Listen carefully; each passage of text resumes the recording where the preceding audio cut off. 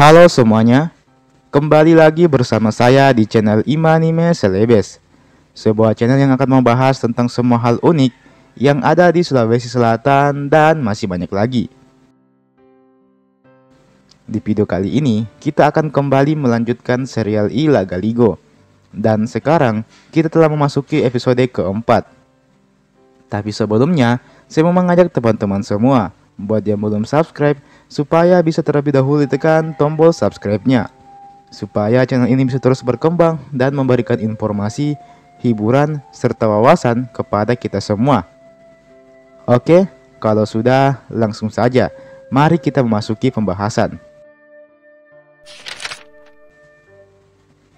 Akhirnya, sampailah rumah Makompong dan Rukeleng Poba di kerajaan Pertiwi. Keduanya sebenarnya tidak butuh waktu yang begitu lama untuk sampai. Hanya perlu sebuah kilatan cahaya saja dan mereka telah tiba di kerajaan Pertiwi yang letaknya ada di dasar laut. Kedua penjaga tersebut mengambil waktu sejenak untuk menikmati keindahan istana Todang Toja dan Burik Liu. Sebelum akhirnya keduanya tiba di hadapan Sinauk Toja dan Guru Riselek. Akhirnya kedua penjaga tersebut menyampaikan maksud kedatangannya bahwa Guru Riselek dan Sinauk Toja telah diundang oleh Sang Raja Langit Patotowe untuk menuju istananya saat bulan purnama nanti. Apakah gerangan kehendak Kakanda Sang Patotowe dan Datuk Palinge sehingga mereka mengundang kami ke Boting Langi? Tanya Sinauk Toja. Ampun tuanku, Sang Patotowe dan Datuk Palinge bermaksud untuk menurunkan salah seorang putranya untuk mengurus bumi. Demikian jawab Rukeleng Poba. Dalam hatinya, Sinauk Toja juga merasa bahwa bumi diperlukan untuk menjaga keseimbangan antara dunia atas, yakni kerajaan langit, dan dunia bawah, yakni kerajaan Pertiwi itu sendiri. Namun di satu sisi, Sinauk Toja merasa khawatir apabila kakaknya, Sang Patotowe, hendak mendominasi bumi itu seorang diri. Tentunya itu tidaklah adil. Mungkin kerajaan langitlah yang menurunkan hujan badai dan cahaya matahari ke bumi. Namun, tanpa adanya kerajaan Pertiwi yang menampung air laut serta menumbuhkan tanaman, maka bumi tidak akan subur. Akhirnya bertanyalah Sinauk Toja kepada dua penjaga tadi. Mengapa Sang Patotowe dan Datuk Palinge begitu tergesa-gesa untuk menurunkan tunas ke bumi? Tanya Sinauk Toja. Ampun tuanku, Sang Patotowe dan Datuk Palinge merasa bahwa mereka bukanlah dewa seutuhnya apabila tidak ada manusia yang menyembah mereka, ucap Ruma. Hal ini menjawab kegelisahan Sinauk Toja. Dia menganggap bahwa itu adalah hal yang benar. Sinauk Toja pun juga menganggap bahwa Sang Patotowe teramat bijak untuk mengambil keputusan tersebut. Kerajaan bumi memang tidak bisa dibiarkan kosong begitu saja. Kerajaan bumi adalah penyeimbang antara dunia atas dan dunia bawah. Alhasil Sinauk Toja dan suaminya, yakni Guru Riselek pun memutuskan untuk menyetujui ajakan tersebut.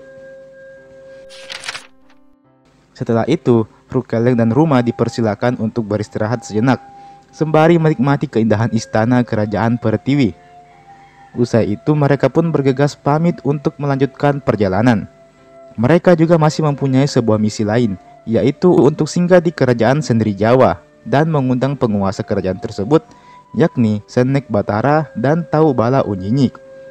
Kedua penguasa tersebut pun juga merasa sangat terhormat karena meskipun kerajaan Sari Jawa aslinya berada dalam kekuasaan Pertiwi, namun mereka mendapatkan undangan untuk bermusyawarah di kerajaan langit.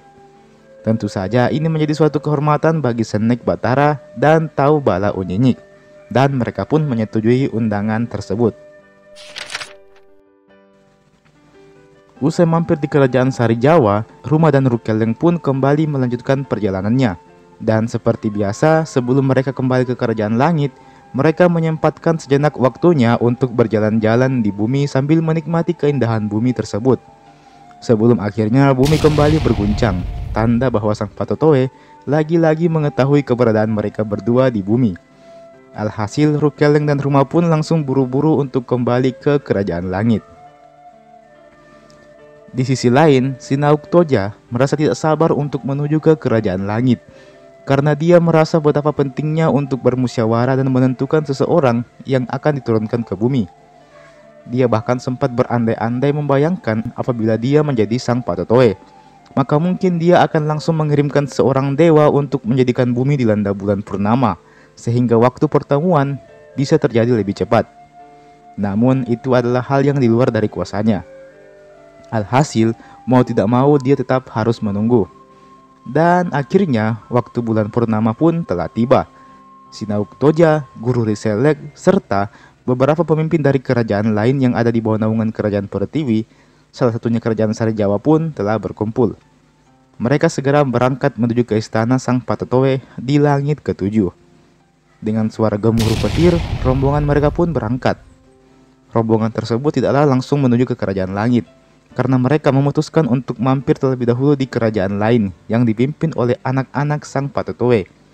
Dan sebagai bentuk rasa adil mereka, Sinauk Toja dan Guru Riselek mengunjungi satu persatu kerajaan anak Sang Patotoe, supaya para keponakannya ini tidak ada yang menganggap Sinauk Toja dan Guru Riselek ini pilih kasih. Dan ketika matahari nyaris terbit, sampailah rombongan di langit ketujuh. Mereka hendak memasuki istana, namun dihadang oleh pasukan penjaga yang dipimpin oleh To Alep Boreng. To Alep Boreng bersama dengan pasukannya hendak melarang rombongan dari Pertiwi itu masuk ke dalam istana. Beberapa anggota rombongan pun merasa kesal dan terpaksa mengatakan siapa dirinya dan apa jabatan yang dimilikinya. Dengan alasan tersebut, maka segeralah To Alep Boreng bersama dengan bawahannya menunduk sambil memohon ampun karena mengakui dirinya bersalah. Meskipun agak kesal, namun akhirnya para anggota rombongan pun memasuki istana kerajaan.